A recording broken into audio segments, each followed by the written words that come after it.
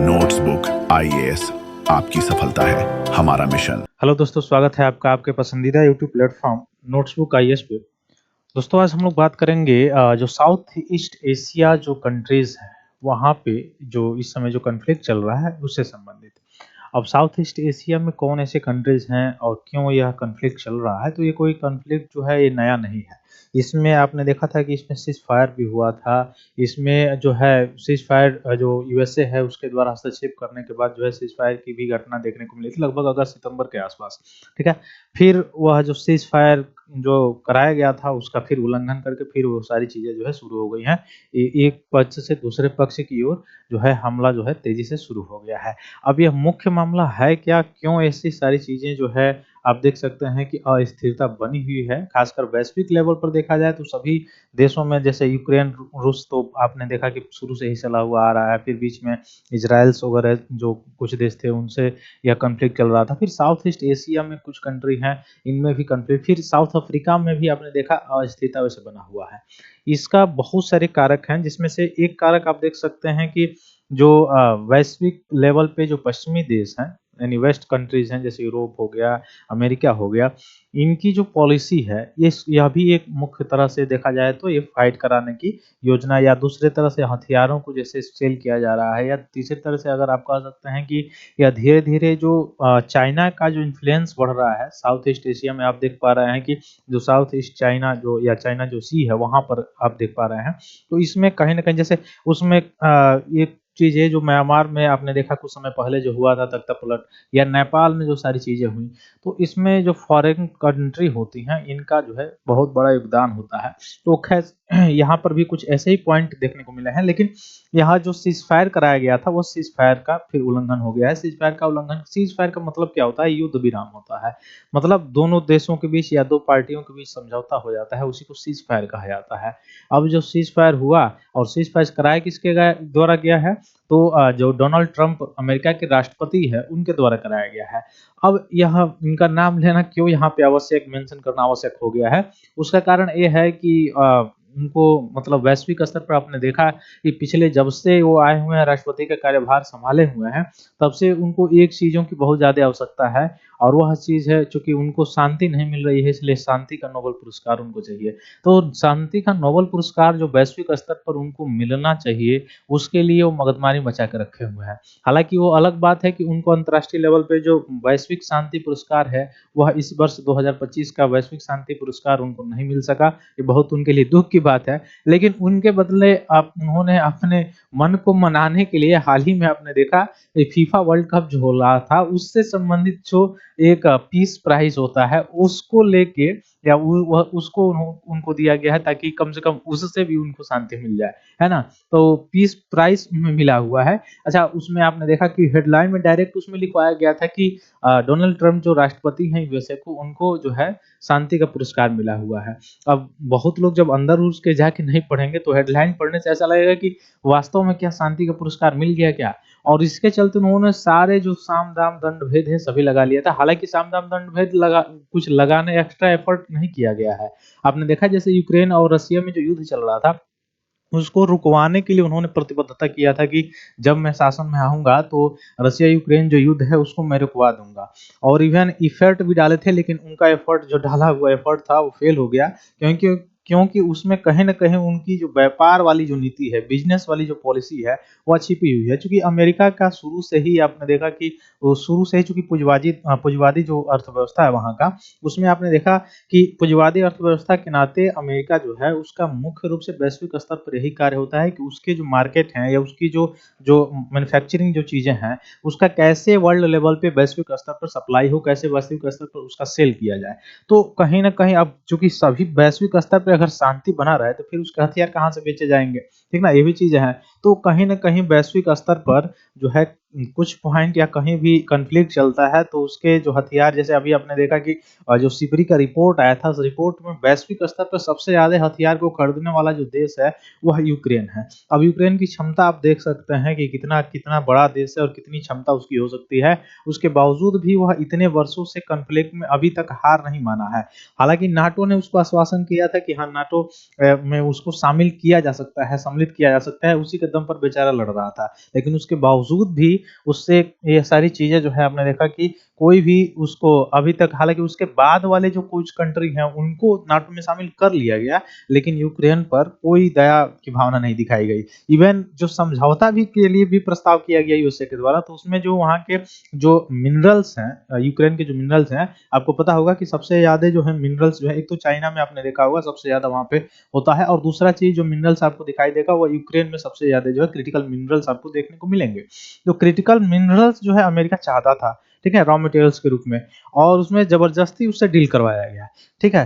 तो वैश्विक अस्थिरता बनने के कई मुद्दे हैं, कई कारण हो सकते हैं। तो वैसे डोनाल्ड ट्रंप के प्रयासों के द्वारा, चूंकि वो तुरंत प्रयास सभी जगह कर रहे थे, इजराइल ईरान जो है युद्ध हुआ था, वहां पे अपनी पीठ थपथपाने के लिए बार बार जिस भी मंच पे जा रहे थे कह रहे थे मैंने रुकवाया। पाकिस्तान भारत जो युद्ध हो रहा था उसमें भी अपना पीठ थपथपा रहे थे कि मैंने रुकवाया। उसमें यूक्रेन रसिया का युद्ध जो है रुकवाने के लिए, हाँ मैं रुकवा सकता हूँ, हालांकि वो रुका नहीं, अलग बात है। थाईलैंड और जो कंबोडिया में अभी कुछ समय पहले जो चला था कॉन्फ्लिक्ट, उसको भी रुकवाने का श्रेय उन्होंने ले लिया 2025 नोबेल प्राइज डिस्ट्रीब्यूशन हो रहा था उसके पहले, ताकि कम से कम इस बहाने भी उनको जो है वर्ल्ड लेवल पे जो नोबेल पुरस्कार दिया जाता है, शांति का नोबेल पुरस्कार दिया जाता है, उनको दे के उनको शांति किया जा सके। लेकिन फिर भी वह उस योग्य नहीं पहुंच पाए, इसलिए उनको जो है नहीं मिल पाया ये सारी चीजें, जिसके कारण जो है अब वो उनको फीफा का जो, फीफा आपको पता होगा, फीफा जो है फुटबॉल से संबंधित जो है कप होता है, तो उसका जो है नोबेल प्राइज उनको मिलके, यानी उसका जो शांति पुरस्कार होता है वह उनको मिला है और वह उससे संतुष्ट हैं। और यह आप देख सकते हैं कि फिर सीज फायर का उल्लंघन भी हुआ है। अब क्यों उल्लंघन हुआ है वह, और मुख्य रूप से कहाँ कहाँ किसके किसके बीच में हुआ है, तो ये थाईलैंड और कंबोडिया के बीच में। अब ये जो है यहाँ पर आपने देखा होगा कि यहाँ पे दो शासक जो है पहले रूल करते थे, तो यहाँ पे एक टेम्पल है, मंदिर है, इस टेम्पल को लेके ही यहाँ पे कॉन्फ्लिक्ट चला हुआ है शुरू से ही। यह थाईलैंड का मानना है कि यह जो है हमारा जो है मुख्य रूप से इस पे अधिकार है, जबकि कंबोडिया का मानना होता है कि ये हमारा अधिकार है क्योंकि हमारे भू राजनीतिक क्षेत्र के अंतर्गत ये आता है। इसी को लेके यहाँ पे कॉन्फ्लिक्ट चलता है। तो हम लोगों के लिए, खासकर जब पेपर देने वाले जो लोग हैं उनके लिए इम्पोर्टेंट क्या हो जाता है, तो यहाँ से साउथ ईस्ट एशिया का जो मैप है, साउथ ईस्ट एशिया का जो मैप है वह इंपॉर्टेंट हो जाता है। खासकर उसके साथ आपके लिए एक पॉइंट और इंपॉर्टेंट हो जाता है आसियान से रिलेटेड। अब ये आसियान है क्या, तो 10 देशों का, 10 कौन से देश, साउथ ईस्ट एशिया के जो देश हैं उन देशों का समूह है, जिनका मुख्य रूप से एक ग्रुपिंग है, एक ग्रुप बना हुआ है जिसको आसियान कहा जाता है। अब आसियान की जो स्थापना हुई थी, कब हुई थी, वो आपको पता होगा कि बैंकॉक डिक्लेरेशन हुआ था। बैंकॉक डिक्लेरेशन दो हुआ है पूरे इतिहास में। तो बैंकॉक डिक्लेरेशन के बारे में अगर आपको पता हो तो 1967 का एक डिक्लेरेशन है और एक 1997 का डिक्लेरेशन है। तो 1967 का जो डिक्लेरेशन हुआ था, बैंकॉक डिक्लेरेशन, इसके अंतर्गत आसियान की स्थापना जो है, एस्टेब्लिश जो है किया गया आसियान को, ठीक ना, जो मुख्यतः साउथ ईस्ट एशिया के 10 जो देश हैं उनका एक समूह है। लेकिन अगर आप पूछ सकते हैं ये भी 1997 में जो बैंकॉक डिक्लेरेशन हुआ था उसके तहत किस चीज की स्थापना हुई थी, किस संगठन की स्थापना हुई थी, तो इसके तहत आपको पता होना चाहिए बिम्स्टेक की जो स्थापना हुई थी वह हुई थी। किसकी, बिम्स्टेक की स्थापना हुई थी। और बिम्स्टेक जो है कितने देशों का समूह है, 7 देशों का समूह है, जिसमें आपने देखा होगा भारत है, नेपाल है, इवन भूटान है, बांग्लादेश है, म्यांमार है और श्रीलंका है, और मुख्य रूप से आपने देखा थाईलैंड है। तो इन 7 देशों का एक समूह है बिम्स्टेक, जो कि इसकी स्थापना बैंकॉक डिक्लेरेशन 1997 के तहत हुई थी। इवन 2025 में पीएससी ने प्रीलिम्स में यहाँ से प्रश्न भी पूछा था कि ये जो मुख्य रूप से बिम्स्टेक की जो बैठक हुई है, बिम्स्टेक का जो है स्थापना जो हुआ था वो कब हुआ था, किस डिक्लेरेशन के अंतर्गत हुआ था, तो वो डिक्लेरेशन कौन था, डिक्लेरेशन था 1997 का। लेकिन वही 1967 का डिक्लेरेशन अगर पूछा जाए कि 1967 के डिक्लेरेशन के तहत क्या हुआ था, तो 1967 के जो डिक्लेरेशन है उसके तहत आसियान का जो है वह क्या हुआ था, स्थापना हुआ था, ठीक ना। अब साउथ ईस्ट एशिया में अगर आपसे पूछा जाए कौन कौन से देश आ सकते हैं, तो साउथ ईस्ट एशिया में आप देखेंगे इंडोनेशिया आ जाएगा, ब्रुनोई आ जाएगा, वियतनाम आ जाएगा, है ना। इसमें आपको देखने को मिलेगा कि यह जो पार्ट है वियतनाम का है, लाओस का है, थाईलैंड का है, म्यांमार का है, ठीक ना। उसके बाद से यहाँ पर भी जो है कंट्रीज आपको देखने को मिल जाएंगे, फिलीपींस आपको देखने को मिल जाएगा। तो इसमें से लाओस एक ऐसा देश है, अब चूंकि यहाँ से मैप बेस्ड क्वेश्चन भी पूछा जा सकता है, तो लाओस एक ऐसा देश है जिसकी सीमाएं अधिकतर देशों से आपको दिखाई देगी लगती हुई। तो लाओस की सीमा आप देख सकते हैं किससे किससे दिखाई दे रहा है लगता हुआ, ये जो ऊपर वाला पार्ट आप देख रहे हैं चाइना का है, तो लाओस की सीमा चाइना से भी लगता है, वियतनाम से लगता है, म्यांमार से लगता है, और इधर थाईलैंड से भी लगता है, ठीक ना। तो और इधर आप देखेंगे तो कंबोडिया से लगता है। मतलब यह लाओस एक ऐसा देश है, अगर एक लाओस को अगर आप याद कर लेते हैं तो आपके साउथ ईस्ट एशिया के अधिकतर जो कंट्री हैं वह आपके जो है याद हो जाएंगे। यह मुख्य रूप से इसे सीमा साझा करता है। तो साउथ ईस्ट एशिया के लगभग 1 2 3 4 5 कंट्रीज से जो है सीमा साझा करता है कौन, लाओस आपका। तो लाओस का सीमा देखिए किससे किससे साझा होता है, चाइना से, वियतनाम से, म्यांमार से, और थाईलैंड और कंबोडिया से होता है, ठीक ना। अब लाओस की राजधानी क्या है, तो इसका है वियंतियाने, याद रखिएगा कहाँ पे है, वियंतियाने। और वियतनाम का कहाँ है, हनोई है, क्या है, हनोइया है, हनोई है, सॉरी हनोई है। और गल्फ ऑफ टोंकिन यहीं पे है, मतलब वियतनाम के आसपास आप देख सकते हैं, हनोई जो गल्फ है खाली है, ठीक ना। गल्फ क्या होता है, जो यू आकार की घाटी होती है, यू आकार का जो संरचना होता है, ठीक ना, उसी को गल्फ कहा जाता है, ठीक ना। अब यहाँ पे देखिए थाईलैंड का क्या है, बैंकॉक है, ठीक ना, बैंकॉक है। कंबोडिया का क्या है, तो फ्नोम पेन है, फ्नोम पेन जो है इसकी है। और म्यांमार का अगर देखा जाए तो यंगून है या रंगून है, जो मुख्य रूप से इसकी राजधानी है। तो इसमें से अगर देखा जाए कि आखिर कन्फ्लिक्ट कहाँ पे हो रहा है, तो ये जो कन्फ्लिक्ट है मैंने अभी आपको बताया कि कंबोडिया और थाईलैंड के मध्य जो है एक कन्फ्लिक्ट शुरू हुआ है, जो साउथ ईस्ट एशिया के 2 कंट्री हैं। इसमें अगर देखा जाए तो एक नदी आपको याद रखनी चाहिए, मुझे जहां तक लग रहा है साउथ ईस्ट एशिया की सबसे लंबी नदी है।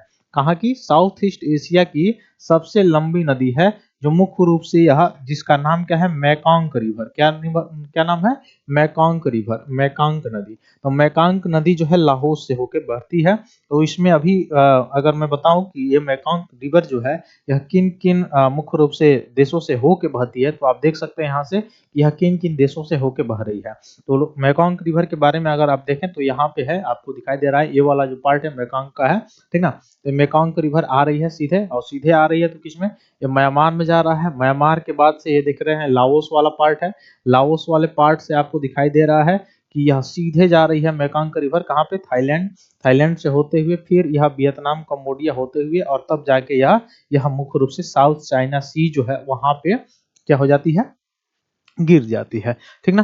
तो मेकांग रिवर में आप देखेंगे कि यह मुख्य रूप से मेकांग नियम सॉरी जो रिवर है, जो नदी है, मेकांग नदी जो है वह कहाँ कहाँ से, तो आपको दिखाई देगा कि यह वाला जो पार्ट है, म्यांमार वाला जो पार्ट था, म्यांमार के पार्ट कहाँ से, ये चाइना था। तो यह कहाँ कहाँ से होकर आ रही है, यह चाइना से होकर आ रही है, फिर म्यांमार से होकर आ रही है। तो म्यांमार, चाइना, ठीक ना, चाइना, म्यांमार, फिर लाओस हो गया, फिर थाईलैंड हो गया, फिर वियतनाम, कंबोडिया होते हुए तब जाके वो गिर जाती है साउथ ईस्ट चाइना में, ठीक ना। इसकी और भी साथ भी बहुत सारी नदियां आप देख सकते हैं। स्लावेन नदी जो कि म्यांमार और थाईलैंड से होकर बहती है। इरावदी नदी जो कि मुख्य रूप से आप देख सकते हैं कि म्यांमार में होकर बहती है। फिर यांगत्से नदी जो है वह आपको देखेंगे तिब्बत का जब प्लेट्यू भाग है वहां से निकलती है। फिर एलो नदी आप देखेंगे कि यह निकलती है गोबी मरुस्थल के आसपास से, ठीक ना, मंगोलिया के आसपास से आप देखेंगे निकलने का काम करती है, तो वहां पे उसका रंग जो है थोड़ा सा येलो हो जाता है, ठीक ना। तो वहां पे आप देखेंगे कि यह येलो नदी भी आपको दिखाई देगा। यांगत्से नदी जो है आपको दिखाई देगी, जो मुख्य रूप से एशिया की सबसे बड़ी नदी आपको दिखाई देगी, ठीक ना। तो हम लोग चर्चा कर रहे थे कंबोडिया और मुख्य रूप से थाईलैंड के बीच में। तो Thailand launch air strike on Cambodia पर स्ट्राइक किया है, और ट्रम्प इस जो एग्रीमेंट हुआ था उसमें क्या हुआ है, यह इसके देखा जाए तो उल्लंघन हुआ है। तो 8 दिसंबर 2025 को थाईलैंड ने क्या किया, कंबोडिया के साथ अपनी विवादित सीमा पर हवाई हमला और तोपखाने से हमला शुरू कर दिए, यानी जो सीज फायर हुआ था उसका उल्लंघन शुरू कर दिया गया था। अब युद्ध विराम जो समझौता हुआ कुछ ही महीने बाद जो है फिर संघर्ष शुरू हो गया।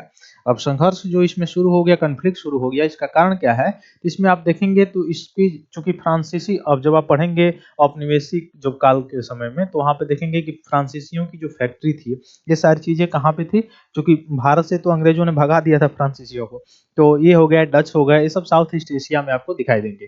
तो थाईलैंड कंबोडिया सीमा विवाद की जो जड़ें हैं वो फ्रांसीसी औपनिवेशिक काल से जुड़ी है। यानी 1907 की जो फ्रैंको सियामी संधि हुई थी, उसके अस्पष्टता के कारण मुख्य रूप से सीमा अस्पष्टता हो गया, परिभाषित नहीं हो पाया कंबोडिया और थाईलैंड के बीच में, जिसके चलते जो है यह विवाद बना हुआ रहता है। अब इसमें ऐतिहासिक खमेर मंदिर है, जो प्रीह विहियर या ता मुयन थाम या ता कब्रे, यह वर्तमान विवादित सीमा के पास है, ठीक ना, बॉर्डर के पास है, इसी पे विवाद बना रहता है। आईसीजे जो है, इंटरनेशनल कोर्ट ऑफ जो जस्टिस है, उसने 1962 में प्रीवियर जो मंदिर था उस कम्बोडिया को सौंप दिया था। कहा था कि ये कम्बोडिया का है, लेकिन थाईलैंड ने इस फैसले को कभी पूरी तरह से स्वीकारा ही नहीं। वो कहा कि नहीं, यह हमारा आस्था का प्रतीक है, यह हमारा है, ठीक ना, और आसपास के क्षेत्र को पूरी तरह से उसका है, ये सारी चीजें। अब देखिए, यह प्री बिहार जो है मंदिर टेम्पल है, ठीक ना, ये कम्बोडिया है आपका और ये थाईलैंड है। तो ये पूरा पूरा कहाँ पे है? देखिए, बॉर्डर वाला इलाका है, यहाँ पे है, बॉर्डर वाला इलाका है, इधर है। अब यहाँ पे ये थाईलैंड कहता है कि नहीं, हमारे आस्था का प्रतीक है, हमारे पूर्वज जो है हमारे साम्राज्य में आता था, और यह जो है कंबोडिया कहता है नहीं, ये हमारा है। तो 1962 में international court of justice ICJ जो है वो लोकेटेड किया था कि कंबोडिया में स्थित होगा, ठीक ना, अभी मैंने बताया आपको। तो यह आईसीजे के द्वारा जो निर्णय दिया गया था इंटरनेशनल कोर्ट ऑफ जस्टिस के बारे में, यही है जो जिस मंदिर की हम लोग बात कर रहे थे। मंदिर का नाम याद रखिएगा, प्रिय विहार या विहियर मंदिर, जो मुख्य रूप से कहाँ पे है? कंबोडिया में स्थित है, ठीक ना। कॉन्फ्लिक्ट है किसके किसके बीच में? थाईलैंड और कंबोडिया के बीच में ये कॉन्फ्लिक्ट है। डांगरेंग पर्वत और 525 मीटर ऊंची चट्टान पे स्थित है, ठीक ना। कौन से पर्वत पे? डांगरेंग पर्वत पे, याद रखिएगा, ठीक है। निर्माण और समय रेखा अगर देखा जाए तो लगभग 9वीं शताब्दी के आसपास में इसका निर्माण शुरू हुआ, और 12वीं शताब्दी में खमेर शासकों के शासनकाल में मुख्य रूप से इसका विस्तार किया गया, इसको बनवाया गया। यशोवर्मन प्रथम अंगकोर के संस्थापक जो थे, और सूर्यवर्मन प्रथम और सूर्यवर्मन द्वितीय अंगकोर वाट के निर्माण से जुड़े जो राजा हैं, उन्होंने, ऐसा माना जाता है कि बनवाया गया है इनके द्वारा। अब यह मंदिर किनको, किन देवता को समर्पित है? तो भगवान जो शिव हैं उनको समर्पित है। उनके शिखरेश्वर या पर्वत शिखर के स्वामी के रूप में इन्हें समर्पित कहा जाता है। और इस परिसर में देखेंगे तो भगवान भोले शंकर की शिवलिंग और शिव के प्रतीकात्मक प्रतीक के रूप में स्थापित किए गए थे। वही प्रीविहिर व्यापक जो शैव तीर्थ स्थल नेटवर्क में एक महत्वपूर्ण कड़ी था, जो थाईलैंड और फनोम रुंग में कंबोडिया में अंगरकोट वाट जैसे स्थल इसमें शामिल हुए थे। फिर मंदिर में जो पूजा जो पद्धति है, उसमें देखेंगे तो आप वैदिक अनुष्ठान, संस्कृत जो शिलालेख है, या हिंदू ब्रह्मांड विज्ञान के विषयों को भी दर्शाने का काम उसमें पत्थरों पर नक्काशी करके किया गया है।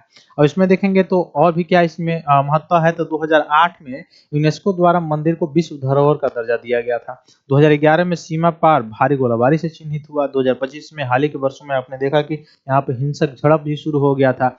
फिर भारी संघर्ष 2025 में अक्टूबर में युद्ध विराम हुआ, सीज फायर हुआ, उसके मलेशिया और संयुक्त राज्य अमेरिका के जो है हस्तक्षेप से।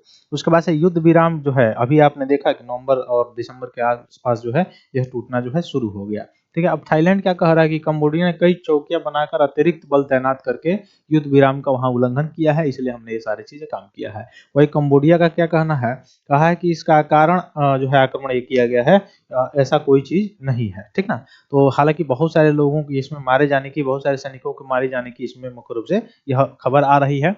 और इस पे नागरिकों पर देखा जाए तो इस सीमावर्ती जो जिले में बड़े पैमाने पर लोगों को निकाला गया है, वहां से खाली कराया गया है, ताकि यह सारी चीजों में लोगों का नुकसान कम हो। अभी संघर्ष में देखा जाए तो भारी तोपखाना, 105 से 150 मिलीमीटर के गोले, BM-21 ग्रेड जैसे मल्टीपल रॉकेट लॉन्चर का प्रयोग किया गया है ना।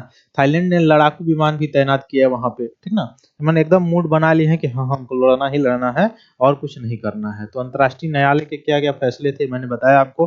अंतर्राष्ट्रीय न्यायालय के फैसले के बाद भी उसका बार बार जो है यह उल्लंघन जो है, आपने देखा कि ये हो रहा है, सीज फायर का भी उल्लंघन हो रहा है। फिर मिलते हैं हम लोग अपनी अगली क्लास में, तब तक के लिए बहुत बहुत धन्यवाद। धन्यवाद दोस्तों। जय हिंद। हेलो दोस्तों, नोट्सबुक आईएएस आपकी सफलता है हमारा मिशन के तहत लाया है बेहतरीन टेस्ट सीरीज का कलेक्शन, जिसमें यूपीएससी और स्टेट पीसीएस के प्रीलिम्स और मेंस के टेस्ट सीरीज उपलब्ध है, वो भी लोएस्ट प्राइस में। तो आप आज ही अपनी सफलता की दिशा में आगे बढ़ने के लिए हमारे टेस्ट सीरीज सेंटर दिल्ली के मुखर्जी नगर और प्रयागराज के सिविल लाइंस के सेंटर पर जाकर टेस्ट सीरीज परचेस कर सकते हैं। आप अगर ऑनलाइन टेस्ट देना चाहते हैं तो आप डिस्क्रिप्शन में दिए गए लिंक द्वारा आप हमारे ऐप को प्ले स्टोर के माध्यम से डाउनलोड कर ऑनलाइन टेस्ट सीरीज परचेस करें और अपनी तैयारी को और मजबूत बनाएं। अन्य जानकारी के लिए आप दिए गए नंबर पर कॉल भी कर सकते हैं।